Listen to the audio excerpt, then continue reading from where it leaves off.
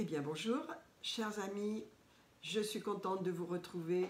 Nous sommes mardi, c'est le jour pour la plupart de nos groupes de maison lorsqu'ils se réunissent dans les maisons pour adorer le Seigneur, pour avoir la communion fraternelle, pour parler de Jésus, pour recevoir la parole et se faire du bien. Alors bon, les événements s'accélèrent et donc aujourd'hui bien sûr il n'y aura pas de groupe de maison nulle part puisque nous sommes enfermés chez nous maintenant et que nous allons nous fortifier et nous allons nous encourager parce que cette épreuve n'est pas contre l'Église, n'est pas contre les chrétiens. Il n'y a pas de persécution dans ce pays, il y a une liberté religieuse tout à fait parfaite qui continue. Donc vous ne devez pas prendre ça comme une persécution. Vous devez comprendre que nous sommes engagés avec le gouvernement, avec tous les Français, à faire en sorte que ce virus cesse de voyager, de se déplacer de l'un à l'autre. Donc nous restons chez nous, nous obéissons aux ordres, disons, aux ordres du gouvernement, mais nous devons comprendre l'importance de bien se soumettre à ce qui doit être fait pour la sécurité, et premièrement votre sécurité et la sécurité de tous les citoyens qui vivent dans ce pays. En tous les cas, je vous salue dans le beau nom de Jésus. Je vous rappelle que je suis avec vous à chaque instant. Je vous rappelle que mon cœur bien souffre d'être séparé de vous, ça me fait de la peine aussi, mais je sais que la parole nous encourage et que cette épreuve n'est pas faite pour nous affaiblir, mais elle est faite pour nous fortifier. Et donc, bien sûr, comme toutes les épreuves, eh bien, au départ, on est déstabilisé. Je sais que beaucoup le sont un peu, même beaucoup, certains plus fragiles se disent « mais qu'est-ce qui va m'arriver? Qu'est-ce qui va se passer ?» Non, il ne se passera rien, à part que vous devez simplement comprendre qu'il faut rester chez vous et que ce virus va s'affaiblir parce que nous allons continuer de prier et ce virus ne vous touchera pas. Donc ce soir, dans cette soirée, donc, je vous salue et je vous dis que le Seigneur est avec vous, que le Seigneur vous garde et que ce que vous avez dans votre cœur, ce que vous avez déjà emmagasiné avec la parole de Dieu, va prendre toute sa place dans cette épreuve et vous allez être fortifiés. Vous voyez, c'est dans l'épreuve qu'on est fortifié et c'est vrai que c'est une épreuve. Parce que rester chez soi, nous ne sommes pas habitués, nous sommes habitués à bouger, à aller faire les courses, rentrer, travailler, bouger, voilà, on a une vie active. Et nous voilà obligés d'être enfermés, alors que ce temps, nous l'utilisions pour la bonne chose, pour les bonnes choses de Dieu. Et donc cet après-midi, pardon, j'aimerais vous rappeler la parole de Dieu, parce que c'est notre socle. C'est notre soutien. Et j'aimerais vous lire un passage dans l'épître de Pierre. J'ai lu beaucoup l'épître de Pierre depuis hier et elle me fait beaucoup de bien parce que Pierre encourage les chrétiens qui passaient par des épreuves. Donc notre épreuve à nous n'est pas physique, bien que vraiment le virus aimerait nous toucher, mais il ne pourra pas nous toucher au nom de Jésus. Elle est plutôt morale et spirituelle. Nous devons nous attacher au Seigneur et ne pas être comme les gens qui n'ont pas d'espérance, mais avoir un socle solide. Est-ce que vous êtes sur cette pierre solide qu'est Jésus-Christ? Je voudrais vous lire dans 1 Pierre chapitre 2, le verset 5, il est dit « Et vous-même, comme des pierres vivantes, édifiez-vous. » Édifiez-vous, ça veut dire fortifiez-vous pour former bien, une maison spirituelle. Vous savez, la maison spirituelle, vous dites « Oh, c'est mon église, c'est vrai, nous aimons notre église, c'est un bâtiment que nous avons, qui nous appartient, que le Seigneur nous a donné, nous avons investi notre argent, il est payé, merci Seigneur. » Et ce bâtiment, bien sûr, il y a des frais, il y a des charges, mais nous nous réunissons dans ce lieu-là pour adorer et célébrer le Seigneur. Mais vous savez, le Seigneur a dit « Ma maison n'est pas faite de main d'homme. » La maison de Dieu, c'est vous. La maison de Dieu, c'est là où vous êtes. La maison de Dieu, c'est votre cœur, votre esprit, votre âme, votre confession, ce que vous dites, parce que vous êtes une maison pour le Seigneur. Il vit en vous, ne l'oubliez pas, je voudrais vous le rappeler dans ce moment de mardi, et vous rappeler que vous êtes une pierre vivante, non pas une pierre morte. Nous allons voir l'importance de comprendre ce qu'est une pierre solide. Vous êtes solide, mes amis, vous êtes sur le roc qui est Jésus-Christ, il vous donne sa force, et vous êtes cette pierre vivante. Édifiez-vous pour former une maison spirituelle. Nous avons du temps et nous aurons du temps. Et c'est bien ce qui nous pose problème car nous sommes tellement actifs. Mais nous aurons du temps pour nous rapprocher de Dieu, pour demander à Dieu des idées nouvelles, des pensées nouvelles, pour lire notre Bible, pour écouter des messages, pour nous fortifier, pour penser comment nous améliorer, comment changer, pour penser aussi aux choses à venir, que lorsque nous serons sortis de cette épreuve, nous aurons du temps pour méditer. Peut-être certains qui vivent à la campagne ou dans un village, ben non, on ne peut pas sortir, j'allais dire, on pourrait se promener, mais on ne peut pas. En tous les cas, on aura du temps. Utilisons ce temps intelligemment, ne nous laissons pas écraser par les nouvelles, tout en les suivant bien sûr, mais gardons notre foi, parce que nous sommes une maison spirituelle. C'est très important cela, mes amis. Nous avons notre esprit qui est en connexion avec l'Esprit de Dieu et qui a le même esprit que Jésus. Votre esprit a l'esprit de Jésus. Donc c'est le même esprit que Jésus. Donc c'est extraordinaire de comprendre que votre esprit est vivant, qu'il est plein de vie, que votre esprit est positif, que votre esprit a plein d'espérance, que votre esprit vous bâtit, vous construit, que votre esprit est solide et bien établi, et que votre esprit eh bien, n'est jamais dans la défaite, jamais dans l'échec, mais que votre esprit est le même esprit que Jésus avait. Alors ça, c'est important que vous le réalisiez. Vous avez le même esprit que Jésus avait.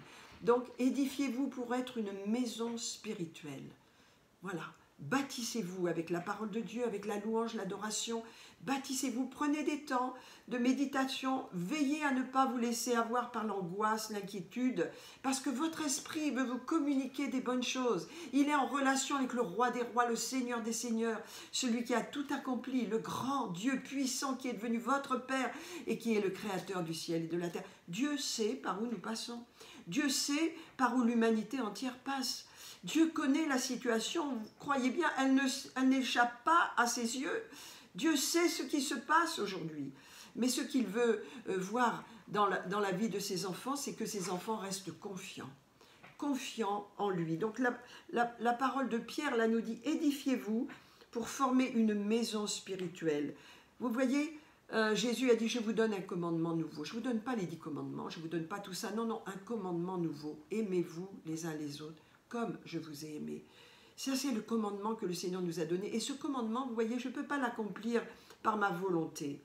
Je peux simplement comprendre que j'ai reçu dans mon esprit la capacité d'obéir à ce commandement. Parce que Dieu m'a donné en moi, dans mon esprit, la capacité d'obéir à ce commandement. Donc je peux aimer mes frères et sœurs. Je peux aimer même mon ennemi. Je peux aimer les gens parce que j'ai reçu l'amour de Dieu dans mon cœur. Dieu a mis en moi, en vous, mes amis, tout ce qu'il faut pour aimer les gens, pour marcher dans l'amour. Vous allez être confinés peut-être avec votre famille. Peut-être vous n'avez pas l'habitude d'être tout le temps ensemble. Alors, c'est le moment. Avec mes enfants, je parle pour vous là, avec mes enfants, avec mon mari, avec ma femme, je vais exprimer l'amour de Dieu, je vais être patient, je vais être confiant, je vais être compréhensible, je vais avoir des conversations plus profondes pour mieux se connaître, je vais prendre du temps pour mes enfants, je vais utiliser ce temps de la bonne façon. Parce que c'est un temps où je n'ai pas le choix, je dois le prendre et je dois l'utiliser avec patience et de la bonne façon. Le Seigneur dit racheter le temps. Donc je dois vraiment racheter le temps. Alors regardez ce que le Seigneur dit. Édifiez-vous, bâtissez-vous pour être une maison spirituelle. Aussi une prêtrise, un saint sacerdoce, c'est la prêtrise. Prenez la Sainte Seine chez vous. Lorsque vous êtes inquiète, angoissé, inquiet, prenez le repas du Seigneur, lisez la parole de Dieu, elle va vous fortifier. Hein? Et c'est ce que vous êtes. Et pour offrir à Dieu des victimes spirituelles agréables à Dieu, ce qui sera pour vous une bonne chose, offrir à Dieu. Parce qu'il est dit, voilà, je mets en Sion, Sion c'est l'église, hein, une pierre angulaire, une pierre choisie, une pierre précieuse. Et celui qui croit en elle ne sera pas confus. Quelle est cette pierre, mes amis? C'est Jésus. Le socle de notre vie spirituelle, le socle de la terre lui-même. Il tient toutes choses par sa parole puissante. Il est notre roc, il est le rocher. Réfléchissez. Je me rappelle un jour, j'étais aux États-Unis et il y avait eu un ouragan auparavant. Et je passais en voiture. À l'époque, oui, j'avais loué une voiture, j'étais avec une amie. Et j'étais chez Kenneth Hagin. Et donc, j'ai vu plein de maisons qui étaient bâties, je ne sais pas, des maisons en bois, en fin de compte pas très solides, étaient effondrées. Devant ces maisons, il y avait de grosses voitures magnifiques, comme les Américains en ont à l'époque, et les maisons étaient effondrées. Je me suis dit, mais nous en France, on a des maisons en pierre. elles sont solides. Moi, j'habite une maison qui a plus de 3 siècles, elle est solide. C'est une maison qui tiendra envers et contre tout. Pourquoi? Parce qu'elle est bâtie en pierre. Les pierres, c'est extrêmement puissant, c'est solide. Jésus est la pierre angulaire, ça veut dire tout le bâtiment, toute la construction, l'église entière tient sur cette pierre. Est-ce que vous êtes bien établi sur cette pierre qui est Jésus-Christ, qui est fidèle, qui ne vous décevra jamais, qui vous garde et qui vous tient? Celui qui croit en cette pierre solide qui est Jésus-Christ, le roc, la pierre énorme, puissante, solide, sur laquelle l'église est bâtie, eh bien il est dit, ne sera pas confus. Pas de confusion, pas de confusion, pas de peur, pas d'angoisse. La paix de Dieu est là, mes amis. Et il est dit, l'honneur est donc pour vous qui croyez. Mais pour tous ceux qui ne croient pas, malheureusement, et nous ne sommes pas faits là pour les juger, mais pour les aider, mais en ce moment, on ne peut pas aller les voir, on ne peut pas témoigner, mais on peut envoyer des emails, des textos, des petites coups de téléphone. Utilisons ces moyens pour encourager les uns et les autres, les voisins, les parents, les amis, et surtout nos frères et sœurs. Et il est dit, l'honneur est pour vous qui croyez, mais pour les incrédules, eh bien, la pierre qu'ont rejeté ceux qui bâtissaient est devenue la principale de l'angle. Elle est une pierre d'achoppement et un rocher de scandale. Vous savez, une pierre d'achoppement, je suis déjà tombée sur une pierre, je vais vous dire, ça fait mal. C'est quelque chose contre quoi on se heurte. Et vous voyez, Jésus, c'est cette pierre qu'il faut recevoir et accepter dans son cœur parce qu'elle est la clé pour bâtir. Il est celui qui bâtit. J'aimerais qu'on regarde un psaume, si vous voulez bien, c'est le psaume 33, parce que je l'ai... voilà. Je l'ai lu, et on va le prendre simplement, psaume 33, verset 11. Je l'ai lu ce matin en entier, il m'a touché, et j'aimerais vous le lire pour vous encourager. Prenez le psaume 33. Ouvrez votre Bible, mes amis, et prenez le psaume 33 au verset 11. Et je voudrais vous le lire, et lisons-le ensemble. Faisons-nous du bien avec la parole. Amen. Car nous sommes le peuple de la parole. Et donc la parole doit être dans nos cœurs. Et croyons dans cette parole, c'est une promesse de Dieu. Et toutes les promesses de Dieu sont oui, amen pour nous, sont oui, oui, oui, oui. Alors, psaume 33, verset 11. Ouvrez votre Bible, ou bien votre smartphone, ou bien votre tablette, mais lisez psaume 33, verset 11. Les desseins de l'Éternel subsistent à toujours. La bénédiction de Dieu subsiste, elle est sur vous, elle est sur moi. Et les projets de son cœur de génération en génération. Il n'y a pas d'échec en Christ. Il n'y a pas d'échec en Dieu. En Abraham, la bénédiction de Dieu est sur nous, même si l'épreuve est là, même si les situations sont difficiles. Nous sommes là pour bénir les gens, pour prier, pour amener la bénédiction sur ce pays, pour arrêter les œuvres de l'ennemi. Et nous avons autorité pour cela. Alors regardez, verset 12. Heureuse la nation dont l'Éternel est le Dieu. Quelle est cette nation? C'est l'Église. Nous sommes une nation sainte. C'est cette nation qui est heureuse, qui est bénie. Est-ce que vous êtes heureux? Arrêtez de vous lamenter, mes amis. Ne soyez pas désespérés. Vous êtes heureux parce que vous êtes la nation que Dieu a choisie. Vous êtes une nation sainte. Vous êtes une nation sainte. Vous êtes dans cette nation. Et la parole dans le psaume, c'est David qui nous dit « Heureuse la nation dont l'Éternel est le Dieu. Heureux le peuple qu'il choisit pour son héritage. Il nous a choisis. » Amen. Et il est dit, l'Éternel regarde du haut des cieux et il voit tous les fils de l'homme. Et j'ai aimé cette parole, parce que vous voyez, le Seigneur ne veut pas qu'on s'enferme dans notre bénédiction, il veut qu'on la donne autour de nous. C'est vrai qu'on a du mal aujourd'hui, on ne peut plus communiquer avec les gens autour de nous, mais regardez, dans ce psaume, on nous dit, l'Éternel aime les hommes, il les cherche. Regardez, il est dit, l'Éternel regarde du haut des cieux. Il voit tous les fils des hommes, de toutes les nations, en Chine, en Inde, en Italie, en Afrique, en Asie, partout, au Moyen-Orient, en Israël. Dieu regarde les fils des hommes, il est Dieu. Hein.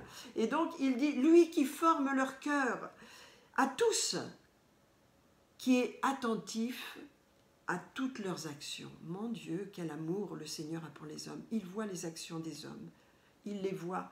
Et il dit, il nous est dit là, David nous dit, mais regardez, ces deux versets sont très importants pour que vous ayez vraiment une prière pour les gens, car Dieu a dit, priez pour tous les hommes, priez pour ceux qui sont en position d'autorité, priez pour ceux qui ont des positions élevées, ils ont besoin de nos prières, n'est-ce pas?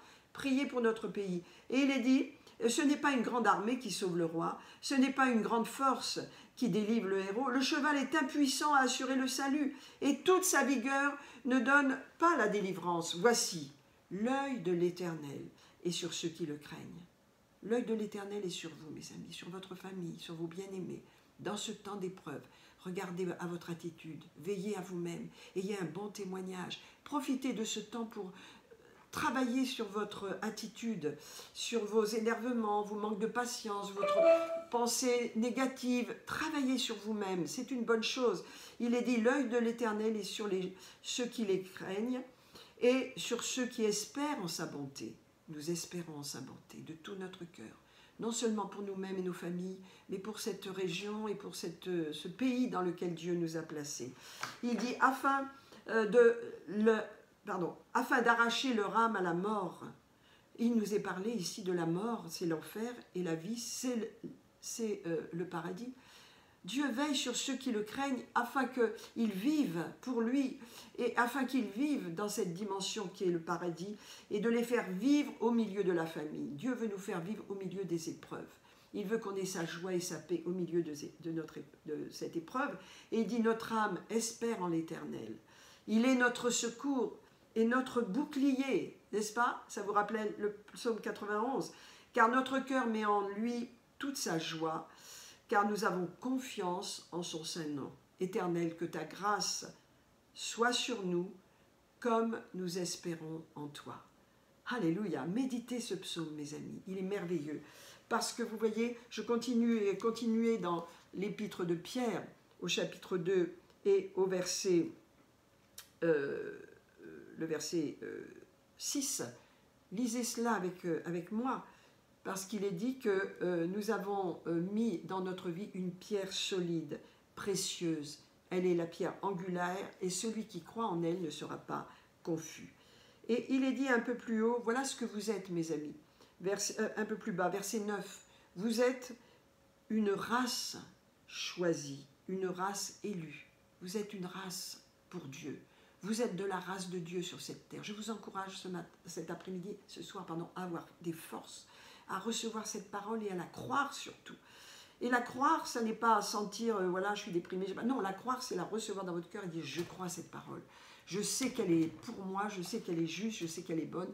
C'est ma parole. Il est dit, vous au contraire, vous êtes une race élue, un sacerdoce royal, une nation sainte, un peuple acquis, afin que vous annonciez les vertus de celui qui vous a appelé des ténèbres à sa merveilleuse lumière. Et vous savez, dans le ciel, qu'est-ce qu'il y aura? Il y aura toutes sortes de gens qui auront eu une vie imparfaite. Ils auront été menteurs, voleurs, peut-être adultères, ils auront été envieux, jaloux, ils auront fait des choses méchantes, ils n'auront pas été bons. Mais regardez, il est dit, vous qui autrefois n'étiez pas un peuple et qui maintenant êtes le peuple de Dieu. Vous qui autrefois n'aviez pas obtenu miséricorde, mais qui maintenant avez obtenu miséricorde. Nous sommes un peuple racheté. Quelle merveille! C'est pourquoi notre cœur est rempli d'amour et de reconnaissance pour le Seigneur. Et vraiment, je vous invite à prier avec moi maintenant. Méditez ces paroles. Méditez sur l'épître de Pierre, l'encouragement qu'il nous dit d'avoir une bonne conduite parmi les païens, d'être vraiment soumis aux autorités, respectueux, d'avoir une bonne attitude en tant qu'épouse vis-à-vis de votre époux, une attitude aimante, respectueuse, une position de soumission dans le bon sens qui veut dire adapté à mon mari, adapté à ce qu'il veut, avec amour, de façon à ce qu'il n'y ait pas de conflit d'autorité, n'est-ce pas? Et en tant que mari, vous, eh bien, respectez et honorez votre épouse comme étant un vase précieux. Elle est précieuse, votre épouse, donc prenez-en soin, honorez-la, respectez-la pendant ce temps. Vraiment que votre amour en tant que couple soit fortifié, parce que c'est un temps où on est reclus, on est enfermé, et donc on a du temps les uns pour les autres. Que ce temps soit vraiment profitable. Je prie que beaucoup entrent dans une nouvelle dimension dans leurs relations, dans les couples, dans les familles, avec les enfants, avec votre mari, avec votre femme. Je prie que la parole prenne sa place dans votre cœur et qu'elle soit mise en action dans votre famille. Et je veux prier pour vous. Je veux prier pour ces familles qui sont recluses maintenant, afin qu'elles ne soient pas des familles où on se dispute, où on se chamaille, où on est dans des rapports de force. Non, pas de ces choses. Nous sommes dans la présence de Dieu, une nation sainte. Mais que dans votre famille maintenant, il y ait de l'amour. Parce que Dieu nous a donné un commandement nouveau. Il n'y en a qu'un. Aimez-vous les uns les autres comme je vous ai aimé. Aimez-vous. Alors, libérez l'amour. Ce n'est pas des mots, c'est des actions. L'amour est une action. Alors, prions ensemble. Oh Seigneur, je te bénis pour ton peuple qui est là, qui est assemblé et qui reçoit cette parole. Je prie que tu visites les familles, les couples, chaque maison, Seigneur, les enfants, et qu'il y ait la paix dans les foyers, qu'il y ait l'amour, qu'il y ait vraiment une paix qui règne, de l'ordre, Seigneur, qu'il n'y ait pas de rapport de force, ni de colère, ni d'angoisse, ni de crise d'angoisse à cause de la situation, mais que chacun ait vraiment une maturité pour comprendre la situation et ne pas s'inquiéter. Nous n'avons pas à nous inquiéter, nous ne sommes pas du monde, nous sommes une nation sainte. Nous avons un héritage et cet héritage, il est pour nous aujourd'hui. Je libère dans chaque foyer, dans chaque famille, la paix de Dieu, l'amour de Dieu, la présence de Dieu. Que tout soit fait dans l'ordre et la bienséance. Je lis toute confusion, toute colère, toute inquiétude. Bannissez l'inquiétude, car elle n'est pas de Dieu. Libérez la paix et la foi, l'amour et la joie. Mettez de la musique. Vraiment, faites des choses que vous n'aviez pas faites. Rapprochez-vous de votre mari, de votre femme. Mettez vraiment en pratique des bonnes choses. Parlez à vos enfants. Essayez de comprendre leur motivation, de les aider, parlez de la parole de Dieu. Ouvrez votre Bible dans la maison et apportez-leur un message qui les aide, qui les encourage. Libérez la main de Dieu dans vos foyers. Je dis au nom de Jésus. Amen. Amen, amen. Alors pour terminer ce moment, j'aimerais vous rappeler que, vous savez, les mardis, nous prions pour les besoins des gens, n'est-ce pas? Nous prions tout spécialement et nous avons des moments de prière particuliers, n'est-ce pas? Et je voudrais vous les donner, ces sujets de prière, afin que vous les partagiez cette semaine. Vous savez que mercredi, c'est-à-dire demain, nous aurons un moment de prière libre, c'est-à-dire je serai en direct à partir de 19h30, vous pourrez me contacter et donc nous prierons. Nous prierons librement, nous prierons en langue, nous prierons les uns pour les autres, nous prierons aussi pour les besoins de la France, nous prierons contre ce virus. Mais là, je vous donne des sujets de prière. Le premier sujet, c'est prions contre la propagation du virus. Le deuxième sujet de prière, détruisons la puissance du virus. Que ce virus n'ait plus de puissance. Vous en avez la capacité, moi aussi. Prions pour la paix dans la vie des gens, que la France cesse d'être angoissée. Prions que les gens se tournent vers Dieu dans ces moments, qu'ils aient accès à des émissions sur YouTube, sur Internet, pour recevoir de Dieu. Préparons vraiment le culte de dimanche, de façon à ce qu'il y ait un impact dans la vie des gens, n'est-ce pas? Et prions vraiment pour le salut. Prions que ce temps soit précieux et productif. Voilà le mot, productif dans votre vie. Grandissons, soyons adultes, ne craignez rien, je vous aime. Bernard et moi, nous vous aimons. Nous sommes avec vous à chaque instant. Vous partagez notre vie. Vous savez, l'apôtre Paul a dit, je ne suis pas avec vous physiquement, mais je suis avec vous en esprit. Eh bien, c'est ce qui se passe dans ce moment. Vous êtes toujours dans nos cœurs. Eh bien, je vais terminer ce moment. Je vous donne rendez-vous demain à 19h30 en live. Et je vous dis, mettez en pratique la parole, soyez bénis et apaisés, libérez l'amour dans votre foyer et faites de bonnes choses qui vont plaire à Dieu. C'est le moment. Au nom de Jésus. Amen. À très bientôt. Au revoir.